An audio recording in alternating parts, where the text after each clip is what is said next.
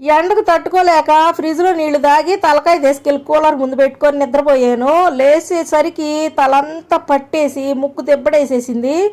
కొంచెం స్పైసీగా ఏదన్నా తింటే బాగుండిద్దేమో, ముక్కు ఫ్రీ అయిద్దేమో అని అనుకుంటా ఎగ్ రైస్ చేద్దాం అనుకున్నాను. బయట చేసే అంత టేస్ట్ నాకు రాదులే, ఎట్టకొట్ట ట్రై చేద్దాం అని అంటా మొదలుపెట్టాను. జీడిపప్పు వేయించి పక్కన పెట్టుకున్నా, కోడిగుడ్డు కొట్టిపోసి పక్కన పెట్టుకున్నా, ఉల్లిపాయ పచ్చిమిరకాయ బాగా వేయించేసాను. దానిలో red chilli sauce green chilli sauce వేయించి బాగా బాగా వేయించేసాను.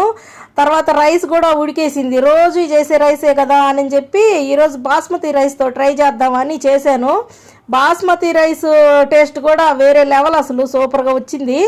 ఎగ్ వేసేసాను, దానిలో రైస్ వేసి ఉప్పు కారం పసుపు వేసేసి బాగా హైలో పెట్టాను. హైలో పెట్టి బాగా టాస్ చేశాను అనమాట. సూపర్గా వచ్చింది. అసలు నూడిల్స్ బండి కూడా పెట్టుకోవచ్చు అబ్బా రేపో మాపో, నేను అంత టేస్ట్గా వచ్చింది. సరేలేమ్మా ఇంత బాగా వచ్చింది కదా అని మా సార్కి కూడా పెడదామని చూశాను. కొంచెం తినగానే ఇంక సగం మొత్తం మా సారే తిన్నారు, అంత టేస్ట్గా కుదిరింది. ఇట్లాంటివి చేస్తూ ఉంటే కదా మన కెపాసిటీ ఏందో మనకు అర్థమయ్యేది. మా వీడియోలు కనుక మీకు నచ్చినట్లయితే ప్లీజ్ లైక్ చేయండి, షేర్ చేయండి, సబ్స్క్రైబ్ చేసుకొని సపోర్ట్ చేయండి అబ్బా. ఇంతవరకు చూసి నన్ను బాగా ఎంకరేజ్ చేస్తున్నందుకు మీకు చాలా చాలా థ్యాంక్స్ మనస్ఫూర్తిగా. Thank you for watching.